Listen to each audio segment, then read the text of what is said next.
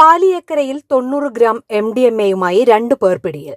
പറവൂർ വാടകയ്ക്ക് താമസിക്കുന്ന കൊടുങ്ങല്ലൂർ അഞ്ചപ്പാലം സ്വദേശി കുന്നത്ത് ചെത്തിപ്പാടത്ത് വീട്ടിൽ 26 വയസ്സുള്ള അഫ്നാൻ, കുന്നംകുളം മേത്തല സ്വദേശി വേണാട്ട് വീട്ടിൽ 28 വയസ്സുള്ള ഷൈൻ എന്നിവരാണ് പിടിയിലായത്.